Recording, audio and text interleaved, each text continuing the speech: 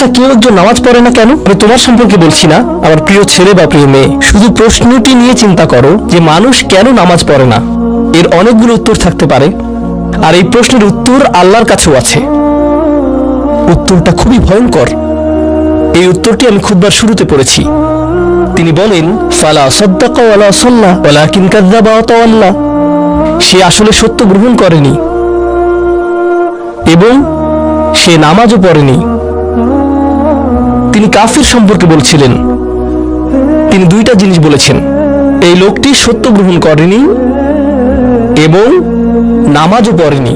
কথাটা ভাবনার উদ্রেক করে। যদি বলা হয় সে সত্য গ্রহণ করেনি, আমার আশা হলো তিনি বলবেন লা সাদ্দাকা ওয়ালা আমানা, কিন্তু তিনি বলছেন লা সাল্লা। এর মানে হলো আল্লাহর সত্য গ্রহণ করার ব্যাপারে তোমার অন্তরে কিছু একটা মিসিং আছে। না না না, বাচ্চাটা বলে আমি আল্লাহকে বিশ্বাস করি, আমি মুসলিম। হ্যাঁ, তুমি এখানে মুসলিম, তোমার মাথায়। কিন্তু এই সত্য তো শুধু তোমার মাথার জন্য না, এই সত্য তোমার অন্তরের জন্য। তুমি এখনো অনুভব করছো না যে ব্যাপারটা কেমন সিরিয়াস। তুমি এখনো উপলব্ধি করছো না যে এটা কি। মাঝে মাঝে কোনো বিষয় তুমি জানো হয়তো, কিন্তু এই নিয়ে চিন্তা করা থেকে পালিয়ে বেড়াও। এটা সত্য, তুমি জানো বিষয়টা কিন্তু চিন্তা করতে চাও না। আর তাই এটা যেহেতু মিসিং, ঠিক এই কারণে আমি সহজেই নামাজের কথা ভুলে যাই কখনো কখনো, এবং তুমিও ভুলে যাও কখনো কখনো। এমনটা ঘটে কারণ আমাদের অন্তর কিছুটা বিভ্রান্ত হয়ে পড়ে। দিনের এই সত্যতা, আল্লাহকে সেই সত্যটা, সেই অকাট্য সত্যটা আমাদের মস্তিষ্কের পেছনের কোনো একটা সেলফি গিয়ে পড়ে থাকে। আমরা অন্য কিছুতে ব্যস্ত হয়ে পড়ি এবং এই নিয়ে আর চিন্তা করি না। আল্লাহ এটাই বলেছেন। সুতরাং তোমার নামাজ পড়া আল্লাহর প্রয়োজন নেই। এমনকি তুমি যদি নামাজ পড়ো, আমি পড়তে বলছি এই কারণে, তখন কি করো? নামাজের জন্য কিভাবে নিয়ত করো? তখন আমি 4 রাকাত নামাজ পড়বো, দাঁড়ালাম, কারণ আমার আব্বা বারবার পড়তে বলছেন। আল্লাহু আকবার। নবী সাল্লাল্লাহু আলাইহি সাল্লাম আমাদের বলেছেন, নিয়ত সঠিক না হলে কাজের কোনো মূল্য থাকে না। ইন্নামাল আমালু বিন্নিয়াহ, ইন্নামাল আমালু বিন্নিয়াত। এমনকি যদি তুমি কাজটা করেও থাকো কিন্তু তোমার নিয়ত ছিল আমি শুধু তোমাকে বিরক্ত করি, এটাই তোমার নিয়ত, তখন এই নামাজ আমার যেমন কোনো উপকার করবে না, ঠিক তেমনি তোমারও কোনো উপকার করবে না। তোমার সত্যিকারের আন্তরিক নামাজ থেকে একমাত্র যে উপকৃত হবে সে হলো তুমি নিজে। এখন এটাই সেই প্রশ্নের উত্তর যে কেন একজন মানুষ নামাজ পড়ে না। আরো 2টা কথা তোমার সম্পর্কে বলতে চাই। তার মাঝে একটা হলো নামাজ পড়ার উদ্দেশ্য কি, কোন কারণে পড়বো।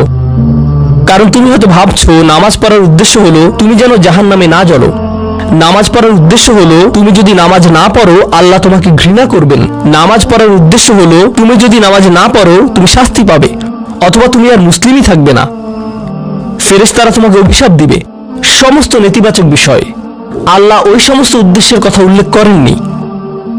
নেতিবাচক কিছু থেকে মুক্তি পাওয়া নামাজের মূল উদ্দেশ্য নয়। নামাজের মূল উদ্দেশ্য হলো ইতিবাচক কিছুর দিকে ছুটে চলা, এটাই নামাজের উদ্দেশ্য। এমন 2 ছাত্রের মধ্যে পার্থক্য যেন একজন লেখাপড়া করে যেন সে ফেল না করে, আর অন্যজন লেখাপড়া করে কারণ সে ওই সাবজেক্টটা পড়তে ভালোবাসে। একজন ছাত্র পড়ালেখা করছে পজিটিভ কিছুর জন্য, আর অন্যজন পড়ালেখা করছে কারণ সে এমন কিছু থেকে বাঁচতে চাচ্ছে যা নেগেটিভ। একজন কর্মচারী তার চাকরিটাকে দারুণ ভালোবাসে, আর অন্য একজন কর্মচারী শুধু চায় সে যেন চাকরিটা না হারায়। তারা একই চাকরি করছে, একেবারে অভিন্ন চাকরি, কিন্তু একজন চাকরিটা করতে পেরে কি যে খুশি, কত যে আনন্দ তার, আর অন্যজন খুবই হতাশ, সবসময় মনমরা ভাব। কেন? কারণ তাদের একজন এটা করছে ক্ষতিকর কিছু থেকে মুক্তি পাওয়ার জন্য, আর অপরজন এটা করছে উপকারী কিছুর দিকে ছুটে চলার জন্য। আল্লাহ কোরআনে যখন আমাকে নামাজ সম্পর্কে বলেছেন যে কেন আমাদের নামাজ পড়া দরকার, তিনি মুসা আলাইহিস সালামকে এই উত্তরটা বলে দিয়েছেন। যখন তিনি তার সাথে সাক্ষাৎ করেছিলেন তিনি বলেছেন, আকিমিস সলাতা লিযিকরি, আর আমাকে স্মরণ করার উদ্দেশ্যে নামাজ কায়েম করো। তোমার নামাজ ঠিক রাখো যেন তুমি তোমার রবকে স্মরণ করতে পারো। আমি তোমাকে ইতিমধ্যে বলেছি যে তোমার আমার সম্পর্কটা খুবই সীমিত, কিন্তু তোমার সাথে আল্লাহর সম্পর্কটা অনেক আগে থেকে শুরু হয়েছিল, আর তার সাথে তোমার এই সম্পর্কটা অনন্তকাল ধরে বলবৎ থাকবে। তাই সেই সম্পর্কটির কথা স্মরণে আনা আবশ্যক, কারণ ভালো যত কিছু তোমার কাছে আসে তা আসে ওই সম্পর্কটা থেকেই। সামান্য কিছু ভালো জিনিস তোমার বাবার কাছ থেকে আসে, কিছু কিছু ভালো জিনিস, কিন্তু সকল ভালো জিনিস যা তোমার কাছে আসে তা আসে একমাত্র ওই সম্পর্কটির কারণে।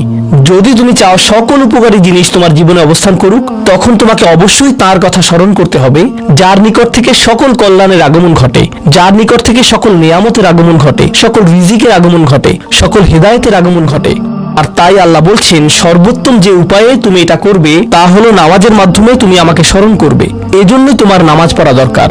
আচ্ছা, পরিশেষে এজন্যই তোমার এটা করা উচিত, কিন্তু তুমি এটা করছো বলেই সঠিক নিয়ত সহকারে আল্লাহ বলছেন কেবল এখানেই শেষ নয়, এর কিছু উপকারিতাও আছে। কিছু ভালো জিনিস তোমার পথে আসবে যখন তুমি সত্যি সত্যি আল্লাহকে স্মরণ করবে। যখন তুমি আল্লাহকে স্মরণ করবে যেভাবে তিনি চান সেভাবে, আর যে উপায়ে তিনি চান তা হলো এই নামাজগুলোর মাধ্যমে। তুমি যদি এটা করতে পারো, আল্লাহ বলছেন ইন্না সলাতা তানহা আনিল ফাহশাই ওয়াল মুনকার। এমনকি এই আয়াতেও ওয়ালা যিকরুল্লাহি আকবার, তিনি বলছেন নামাজের মধ্যে এই উপকারটি আছে যে এটা তোমাকে অশ্লীলতায় পড়ে যাওয়া থেকে রক্ষা করবে। কারণ অশ্লীলতা তোমার চারপাশে বিরাজমান, আর আমি প্রিয় পুত্র তোমাকে এটার সম্মুখীন হওয়া থেকে রক্ষা করতে পারবো না। অশ্লীলতা তোমার ফোনে, অশ্লীলতা তোমার স্কুলে, অশ্লীলতা তোমার বন্ধুদের মাঝে, অশ্লীলতা ঈদের অনুষ্ঠানে, যখন কোনো কর্নারে গিয়ে বন্ধুদের সাথে আড্ডা দাও, অশ্লীলতার উপস্থিতি তুমি সর্বত্র দেখতে পাবে। প্রতিবার যখনই তুমি অশ্লীলতার দিকে এগিয়ে যাবে তোমার অন্তর ক্ষতিগ্রস্ত হয়ে পড়বে। আর আল্লাহ বলছেন যদি তুমি এই নামাজগুলো আদায়ে যত্নবান হও, এগুলো তোমাকে অশ্লীলতার করাল গ্রাস থেকে রক্ষা করবে।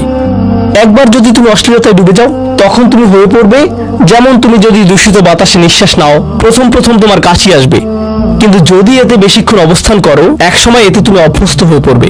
অশ্লীলতাও ঠিক এরকম, এতে আকণ্ঠ নিমজ্জিত থাকলে একসময় এটাকে আর বড় অপরাধ বলে মনে হবে না, নিজেকে এর থেকে রক্ষা করার কোনো গরজ অনুভব করবে না আর, কারণ তোমার প্রতিরোধ ব্যবস্থা দূষিত হয়ে গেছে। এরপর তুমি এমনকি আরো বিষাক্ত আচরণের জন্য প্রস্তুত হয়ে যাবে, এমনকি আরো জঘন্য বিষয় ওয়াল মুনকার, এমনকি আরো ঘৃণ্য কাজও তোমার দ্বারা সম্পন্ন হয়ে যেতে পারে। অধঃপতনের অতল গহ্বরে হারিয়ে যাওয়া থেকে এই নামাজগুলো তোমাকে রক্ষা করবে। এই জন্যই তোমার নামাজ পড়া দরকার, এই সমস্ত কারণেই তোমার নামাজ পড়া প্রয়োজন। আমি বলেছি এই জন্য না, এই সমগ্র ভ্রমণের শেষে সিদ্ধান্তটা সম্পূর্ণরূপে তোমার, কারণ আল্লাহ